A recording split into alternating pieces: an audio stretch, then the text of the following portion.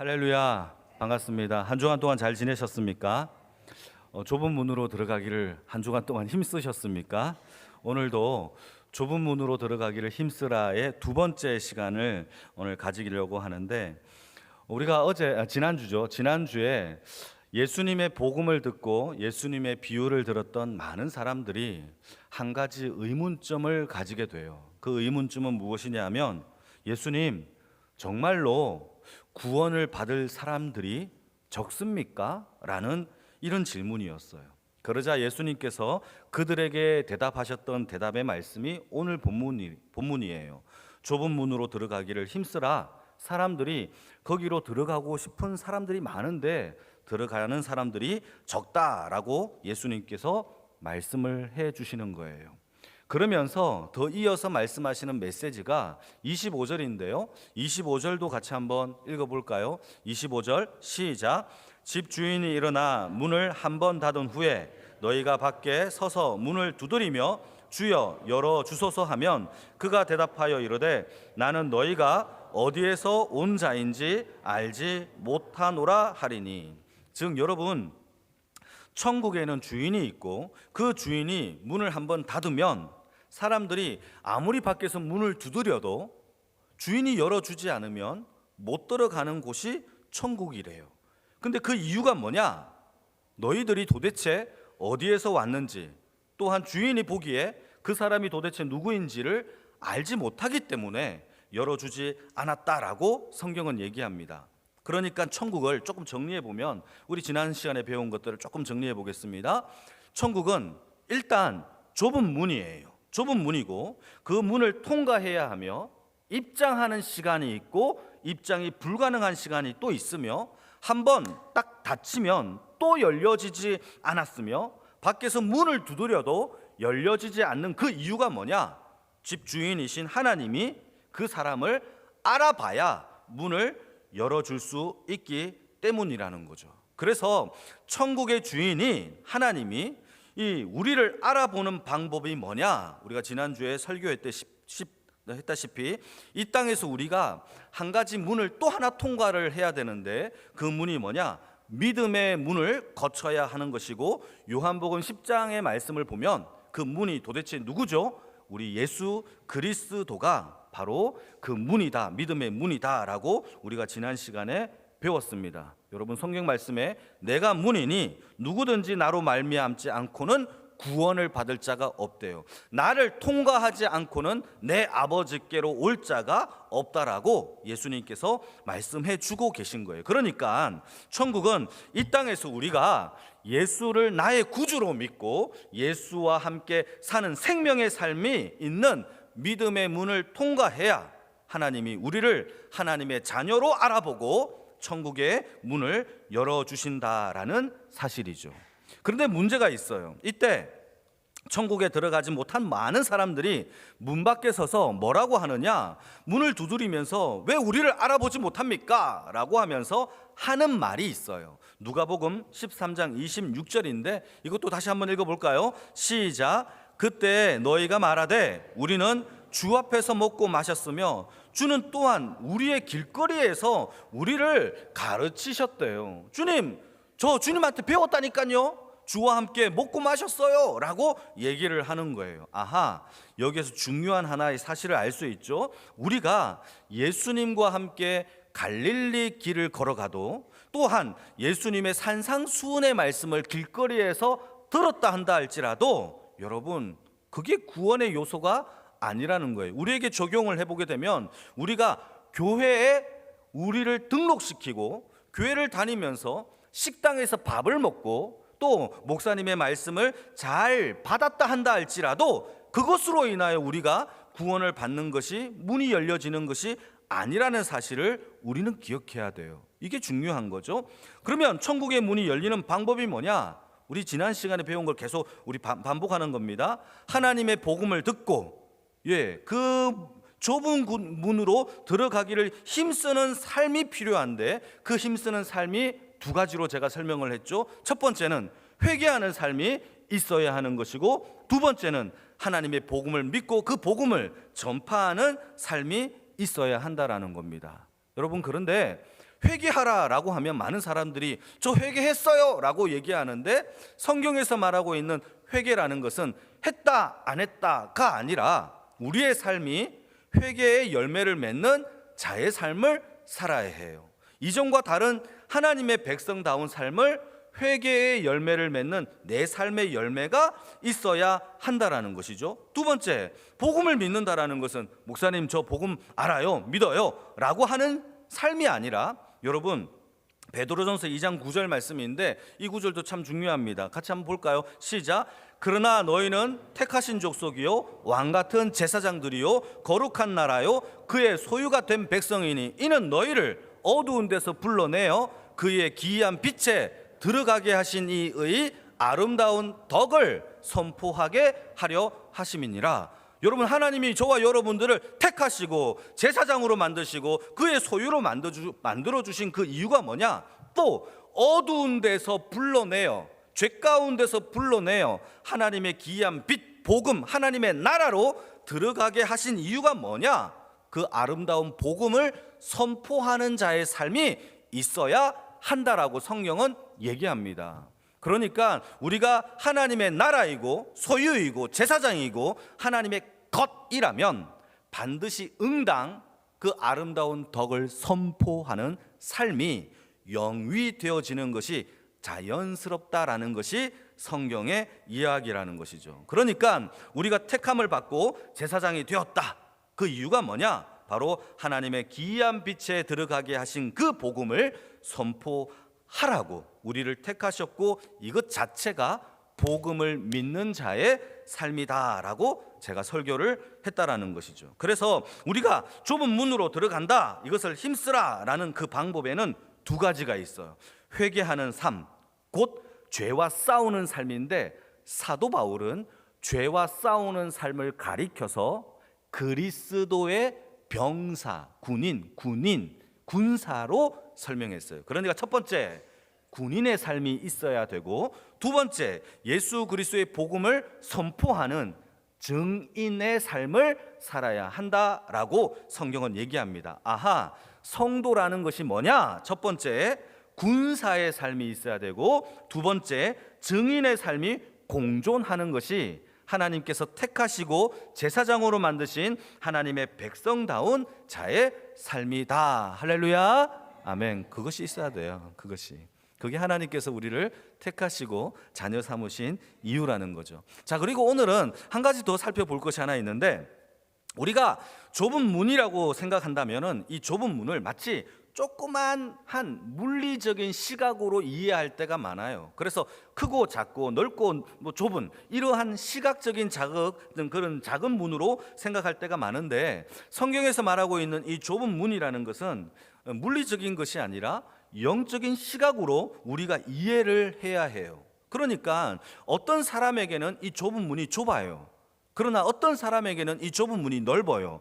하나님을 사랑하고 예수를 나의 구주로 고백한 사람들에게는 이 좁은 문이 의외로 넓고 웅장하며 큰 길이 되어지는 것이 바로 좁은 문이에요. 그러니까 물리적으로 좁다, 크다, 사이즈를 설명하는 문이 아니라 우리가 영적으로 이해를 해야 되는 것인데, 하나님의 영이 있고 예수를 나의 구주로 믿는 자들에게는 협착하지 않아요. 그러나 예수를 나의 구주로 믿지 아니하는 자들에게는 협착하고 절대 들어갈 수 없는 이 좁은 문이다라는 것을 우리가 이해해야 합니다. 이걸 조금 더 설명해 볼게요. 성경에 나와 있는 예를 들어서 설명을 해보게 되면, 여러분, 하나님이 아담과 하와를 지으시고 그들에게 에덴 동산을 주셨어요. 그리고 에덴 동산에 있는 선악과를 먹지 말라라고 하나님께서 명령을 내리십니다. 그러나 하와가 뱀의 꼬드김을 당하여서 어떻게 합니까? 선악과를 따먹어요. 그리고는 그의 남편 아담에게도 주어서 당신도 한 입 해봐, 맛있어 라고 먹게 되죠. 그로 인하여 아담과 하와가 죄를 범하여 하나님이 어떻게 하시느냐? 그들을 에덴 동산에서 쫓아내십니다. 자, 질문. 쫓김을 받은 아담과 하와가 에덴 동산으로 다시 들어갔나요? 들어가지 못했어요. 그 이유가 뭐죠? 죄 때문이죠. 여러분, 죄가 있어서 못 들어가는 거예요. 그래서 하나님이 어떻게 하시느냐? 그룹 천사들을 불러서 보내요. 에덴으로 가는 그 길을 지키게 하셨어요. 생명나무로 가는 길에는 빙빙 도는 불칼들이 지키게 하셨어요. 그러니까 여러분, 아담과 하와가 두 번 다시 들어가지 못하는 이유가 뭐죠? 하나님이 그룹 천사들을 그 길을 지키게 하시고 막으셨다라는 것이 좁다라는 의미예요. 이걸 기억하셔야 됩니다. 또 하나 더 예를 들어볼게요. 여러분, 역대하 23장 말씀을 보시게 되면 여호야다라는 제사장이 나와요. 여호야다, 이 사람이 남쪽 유다를 개혁을 하면서 종교 개혁을 막 일으키면서 성전 수리도 하고, 성전을 수리하고 난 다음에 이 거룩한 성전을 유지하기 위하여 어떻게 하느냐, 하나님의 전에 들어가는 모든 입구마다 문지기를 세우기 시작합니다. 한번 읽어볼까요? 역대하 23장 19절 말씀입니다. 같이 읽겠습니다. 시작. 또 문지기를 여호와의 전 여러 문에 두어 무슨 일에든지 부정한 모든 자는 들어오지 못하게 하고. 부정한 사람들은 어떻게 합니까? 문지기가 지켜서 위협하여 쫓아내는 거예요. 여러분, 이게 바로 좁다라는 의미예요. 문지기가 있어서 우리가 함부로 들어갈 수 없다라는 것이 바로 좁은 문의 의미라는 거죠. 그러니까 한번 정리해 봅시다. 좁다라는 이 의미는 크기와 규모와 사이즈를 말하는 것이 아니에요. 영적인 상태를 말하는 것이며, 그래서 우리가 이 땅에서 좁은 문으로 들어가기를 힘쓰라라고 하는 이 힘쓴다라는 것도 우리가 물리적인 힘을 써야 되는 이 힘이 아니라 영적인 상태에서의 하나님의 은혜가 있어야 함을 우리에게 설명을 해주고 있는 거예요. 좀 여러분 다 이해가 되시겠습니까? 그러니까 좁다라는 것이 물리적인 시각이 아니라 영적인 시각인 것처럼, 좁은 문으로 들어가기를 힘쓴다라는 것도, 힘쓰는 것도 우리가 애쓰고 노력하며 이런 것이 아니라 하나님의 은혜 가운데 역사되어지는 영적인 의미가 담겨 있음을 우리는 기억해야 한다라는 사실이죠. 그러니까 우리가 조금 전에 언급했던 두 가지의 힘쓰라는 노력, 예를 들어서 첫 번째 회개하고 이 복음을 믿으라라는 이 두 가지 또한, 여러분, 회개하기 위하여 밤 10시마다 골방에 들어가서 매일매일 들어가서 회개하는 그러한 애씀을 얘기하는 게 아니에요. 뿐만 아니라 복음을 믿으라라고 해서 복음을 선포해야 되기 때문에 다 선교사로 파송받으라는 얘기도 아니에요. 그런 의미가 아니에요. 여러분, 우리 다 파송받게요 그러면요, 그럴 수가 없다라는 것이죠. 그러니까 여기에서 말하고 있는 힘쓰라라는 그 의미는 도대체 무엇을 의미하고 있는지, 그게 바로 오늘 설교의 핵심이라는 거예요. 우리는 이것을 이해하기 위해서 예수님께서 복음서에서 예수님이 가르쳐 주신 말씀들을 우리가 이해하면 되게 쉬워집니다. 그리고 예수님은 보이지 않는 싸움을 싸웠는데, 그때 그 당시에 보이지 않는 종교 지도자들과 하나님의 복음과의 보이지 않는 긴밀한 싸움들을 예수님이 싸우셨어요. 여러분, 이 싸움들을 우리가 이해해야 오늘의 이 좁은 문으로 들어가기를 힘쓰라를 이해할 수 있죠. 만약에 우리가 천국으로 들어가는 것을 물리적인 힘을 쓰는 것으로 이해한다면 사실상 바리새인과 서기관만큼 힘쓴 사람은 없어요. 그들이 최고로 힘썼거든요. 여러분, 우리가 생각하는 정도의 힘씀이 아니에요. 그 당시 바리새인이라는 그 사람들은요, 하나님을 사랑하기 위하여 어떻게 했느냐, 하나님의 율법을 지키기 위하여 자기 목숨까지 내놓고 애쓰며 지켰어요. 바리새인이라는 단어 그 자체가 무슨 뜻이냐? 구별되다, 세속적인 것으로부터 떨어져 나오다라는 뜻이에요. 그러니까 바리새인들은 하는 말이 난 너희들과 달라라고 얘기할 수 있는 구별된 사람이에요. 세속적이지 않으려고 애썼던 사람이죠. 그렇다면 이 사람들이 더욱더 천국에 들어가야 한단 말이죠. 어느 정도로 애썼느냐? 여러분, 율법을요, 하나님이 10계명을 주셨어요. 10계명은 10개의 계명입니다. 이 10개의 계명을 이 율법학자들과 바리새인들과 서기관들이 무려 2000여 개의 율법으로 쪼개어서 그 세세한 항목을 따라 지키기를 노력했던 사람이고, 또한 사람들에게 가르쳐서 이것을 지키도록 강요했던 사람들이 누구냐? 바로 바리새인들이에요. 여러분, 그렇다면 예수님이 이 땅에 오셔서 바리새인과 서기관들을 보면서 아이고야, 너희들만큼 애쓴 자가 없구나, 좁은 문으로 들어가기를 이렇게 힘썼구나 라고 칭찬해야 된단 말이에요. 그런데 여러분, 예수님은 바리새인들과 서기관들을 향하여 칭찬하지 않았어요. 이게 오늘의 핵심이에요. 심지어 그들을 향하여서 뭐라고 얘기하느냐, 저주받을지어다 라고 얘기하면서 화 있을진저를 마태복음 23장을 보면 무려 연거푸 7번이나 계속 저주를 퍼부어요. 왜 그랬을까요?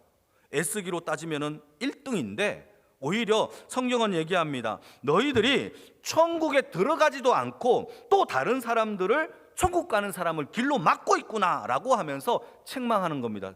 예, 바리새인들이 천국 간다라는 얘기예요? 못 간다라는 얘기예요? 못 간다라는 얘기예요. 예수님이 그렇게 말씀하셨어요. 한번 읽어볼까요? 마태복음 23장 13절입니다. 시작.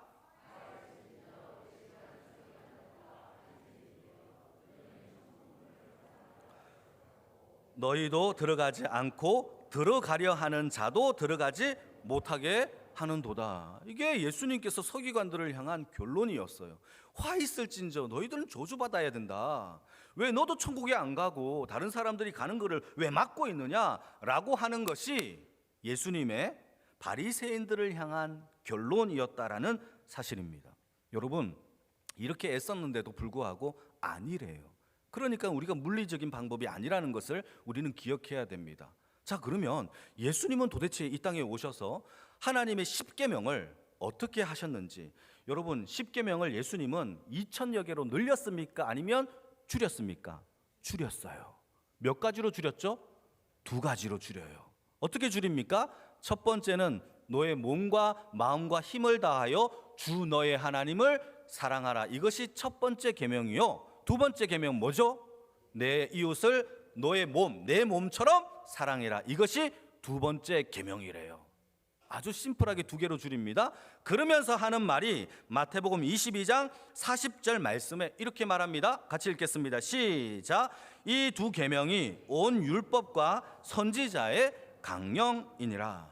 여러분, 하나님을 힘써 사랑하고 내 이웃을 내 몸과 같이 사랑하는 것이 모든 율법을 지키는 것이래요. 선지자들의 교훈과 강령의 근본이 하나님을 사랑하는 것이래요. 예, 하나님을 사랑하면 이 모든 율법 쪼가리들 다 지키는 것이래요. 그것이 예수님께서 우리에게 주신 메시지라는 겁니다. 여러분, 이게 얼마나 놀라운 말입니까? 모든 계명을 지키고 모든 율법의 선지자의 교훈과 강령들의 교훈을 지키는 것이 뭐냐? 아하, 하나님께서, 예수님께서 우리에게 주신 힘쓰라고 하신 그 힘씀의 내용이라는 것이죠. 내 몸과 마음과 뜻을 다하여 첫째 하나님을 사랑하고 내 이웃을 나의 몸처럼 사랑하라. 한마디로 얘기하면 사랑이 힘써야 할 내용이다라고 성경은 얘기합니다. 사랑이 좁은 문이에요. 좁은 문이에요. 여러분, 사랑하셔야 돼요. 이때 질문 하나 던지겠습니다. 바리새인들이 만든 2000여 개의 계명을 지키는 것이 쉬울까요? 아니면 예수님이 주신 2개의 계명을 지키는 것이 쉬울까요? 2000여 개를 만들어서 지키라고 하는 것이 쉬울까요? 예수님이 주신 이 2가지를 지키는 것이 쉬울까요? 어째 보면 예수님이 주신 2가지가 더 쉬워 보일 수 있어요. 그러나 여러분, 바리새인들이 만든 2000여 가지가 더 넓은 문일 수도 있다라는 사실을 기억해야 됩니다. 왜냐하면 예수님이 가르쳐 주신 복음서의 이 이야기를 들여다보면 우리가 확연히 알 수 있어요. 예수님께서 내 이웃을 내 몸과 같이 사랑하라 라고 하시면서 주신 몇 가지 말씀들이 있는데 한번 들어보십시오. 이렇게 말씀하십니다. 너의 친구가 오리를 가자 하면, 오리는 2kg 정도입니다. 2kg를 가자고 하면 몇 킬로를 가라? 4km를 가, 10리를 가라라고 얘기합니다. 그렇게 하십니까? 예. 오른뺨을 때리면 친구에게 몇 뺨 더 때려라고 하래요. 그렇게 하십니까? 겉옷을 좀 달라고 하면, 또 쉬운 말로 어떤 친구가, 우리 젊은 아이들이 애플워치가 좋아 보여요. 저 애플워치 좀 줄래? 하면 집에 가서 더 좋은 시계도 갖다 주래요. 하십니까? 어려운 일이겠죠. 뿐만 아니라 친구들에게 라가 그때 흔히 하는 욕설이에요. 바보야, 멍청아, 이런 뜻이에요. 라가라고 하면 지옥불에 들어간대요. 여러분, 우리가 라가 안 합니까? 쉽게 운전하다가 우국 하잖아요. 여러분, 이것이 바로 하나님이 이웃 사랑에 대한 이야기의 규제예요. 어려워요, 쉬워요? 어려워요. 더 어려워졌어요. 하나님을 사랑하라, 이것도 한번 볼게요. 하나님을 사랑하라. 마태복음 18장 말씀을 보게 되면 예수님께서 제자들에게 이렇게 얘기합니다. 누구든지 나를 믿는 자 중에, 예수님을 믿는 사람들 중에 어떤 한 작은 소자라도 실족하게 만들면 연자 맷돌을 메고 순천바다에 빠져서 죽으래요. 그게 예수님께서 하시는 메시지예요. 여러분, 우리가 신앙생활을 하다가 우리의 말투, 행동, 언행, 표정으로 다른 사람들을 실족하게 하지 않은 사람 손들어 보십시오. 있나요? 여러분, 제가 대학교 다닐 때 서울에서 학교 다니면서 유명한 교회에 어떤 전도사님을 제가 알아요. 그 교회를 다니면서 사랑의 교회에서 오신 어떤 전도사님이 계셨는데 저는 그 전도사님이 좋더라고요. 그래서 제가 그분에게 항상 인사를 드렸어요. 안녕하세요 전도사님이라고 인사를 드렸는데 그분이 인사를 한 번도 안 받아줬어요. 그분은 워낙 바쁘니까 사람들과 대화하다가 안녕하세요 하면 그냥 제 인사가 묻혀버리는 거예요. 그래서 저는 그분과 인사를 한 번도 해본 적이 없어요. 그때 제 마음에 상처가 엄청 컸어요. 저는 실족했어요. 문제는요, 이 실족이 상대방은 모른다는 거예요. 나만 알아요. 혹시 이 시간을 빌어서 제가 실족하게 하신 분들이 계신다면 용서해 주시길 바랍니다. 이게 바로 실족이에요. 여러분, 우리 중에 어떤 남자들을 한번 생각해 보십시오. 예쁜 여자가 지나가요. 근데 마음속으로 TV에 나오는 연예인을 보면서 와, 예쁘다라고 하면서 마음속에 음욕을 품으면 예수님께서 하시는 말씀이 너 이미 간음을 한 거야 라고 10계명에 7계명을 범했다라고 성경은 얘기하고 있어요. 어때요? 여러분, 이게 더 쉽습니까? 아니에요. 뿐만 아니라 우리 눈이 범죄하면 눈을 뽑아버리래요. 두 눈을 가지고 천국에 가는 것보다도 뽑힌 눈으로 하나님의 나라에 가는 것이 더 낫다라고 성경은 얘기하고 있어요. 여러분, 예수님의 요구가 쉬워요, 어려워요? 더 어려워요. 더 좁은 문이에요. 우리는 생각해야 됩니다. 그래서 율법을 2000여 개로 만들어지는 것보다 이 두 개를 지키는 것이 어쩌면 우리에게 더 힘든 문일 수 있어요. 다만 우리가 하나님을 사랑하고 이웃을 정말 진심으로 사랑할 때에는 이것이 오히려 넓은 문이 될 수 있다라는 사실이에요. 그 사랑 속에 모든 율법과 계명을 다 지키는 것이며 선지자들의 강령과 훈련, 교훈들이 다 그 속에 완성되어진다라는 것을 여러분 그 사랑 속에서 성취해내시기를 주님의 이름으로 축복합니다. 이걸 조금 더 쉽게 설명해 보자면 여러분, 우리가 하나님을 최고로 사랑할 때 이 땅에서 돈의 유혹에 넘어질 수 있을까요? 없어요. 권력에 하나님께 예배 드려야 되느냐 마느냐 이거에 넘어질 수 있을까요? 아니에요. 하나님을 최고로 사랑할 때 우리는 하나님을 배신하는 일은 없어요. 11조를 내야 되느냐 말아야 되느냐, 예배를 드려야 되느냐 말아야 되느냐, 이런 고민들은 사랑이 없는 가운데서 나타나는 율법 조항들이에요. 하나님을 온전히 사랑하면 이런 질문 자체가 소멸돼요. 믿으시면 아멘. 하나님을 사랑하면 조건들이 하나도 없어진단 말이죠. 여러분, 하나님을 진심으로 사랑하는 주의 백성들이 되어지기를 축복합니다. 만약에 제가 제 아내와 또 옆에 지나가는 세계에서 최고로 예쁜 여자가 있어요. 미스 코리아이고 돈도 많고 성품도 좋고 모든 것이 다 갖췄어요. 이 두 명을 제가 놓고 너 누구 택할래? 라고 한다면 제가 고민하겠습니까? 저 고민 안 해요. 0.1초에 제 아내! 라고 얘기를 할 겁니다. 왜죠? 최고로 내 아내를 제가 사랑하니까 고민거리도 안 돼요. 왜죠? 사랑하니까. 여러분, 이거와 같아요. 여러분, 서로 사랑하지 않으면 서로 오해가 생기지 않게 하기 위하여 규칙을 만들기 시작해요. 예컨대 우리 부부가 서로 사랑하지 않는다고 가정해 봅시다. 그렇다면 서로 오해가 생기지 않게 하기 위하여 화장실 사용할 때는 이렇게 하십시오. 밤 12시 되기 전에는 귀가하십시오. 왜요? 밤 늦게까지 놀고 다니면 안 되니까. 오해 생기면 안 되죠. 그러니까 12시까지 귀가하십시오. 낮에는 내가 청소, 저녁에는 당신이 청소, 아침에 밥은 내가, 저녁 밥은 당신. 이렇게 규칙을 만든단 말이에요. 그러다가 규칙을 어겼어요. 그러면 어떻게 합니까? 더 많은 규칙들을 만들어내요. 더 지킬 수 있도록 강요하기 위해서란 말이죠. 이게 율법의 조항들이 늘어나는 것과 똑같은 거죠. 만약에 12시에 귀가를 해야 되는데 제 아내가 귀가하지 않았어요. 그러면 제 마음이 어떨까요? 사랑하면 걱정하고 염려해요. 무슨 일이 생겼나? 그러나 사랑하지 않으면요, 이놈의 사람이 도대체 뭐하고 다니, 혹시 불륜 아니야? 라고 의심한단 말이에요. 이게 사랑의 차이예요. 여러분, 우리가 하나님을 사랑하십니까? 조항들이 없어져요. 무엇이 문제겠습니까? 하나님만 사랑하시기를 축복합니다. 내 몸처럼 사랑하십시오, 이웃을. 그러니까 조건을 따질 수가 없다라는 것이죠. 성경은 저와 여러분들에게 무엇을 얘기하느냐? 하나님을 사랑하고 이웃을 사랑할 때, 이것을 힘쓸 때에 여러분, 이 모든 조항들이 사라질 뿐만 아니라 하나님의 회개에 합당한 삶과 주의 복음을 전하는 증거의 삶이 우리 안에서 펼쳐지고 완성되어진다라는 사실을 성경은 우리에게 말해주고 있다라는 사실입니다. 2023년도가 이제 마무리가 되고 있죠. 우리 성도님들과 함께 다음 주에는 추수감사절이에요. 다시 한번 우리가 힘써 하나님을 사랑하고 있는지, 이 예배가 하나님을 사랑함으로 인하여 하나님께 드려지고 있는 그 예배인지, 하나님만 최고로 사랑할 수 있는 그러한 영광의 모든 식구들이 되어짐으로 좁은 문으로 들어가는 힘쓴 주의 백성이 다 되어지기를 주님의 이름으로 축복합니다. 아멘. 같이 한번 기도하겠습니다.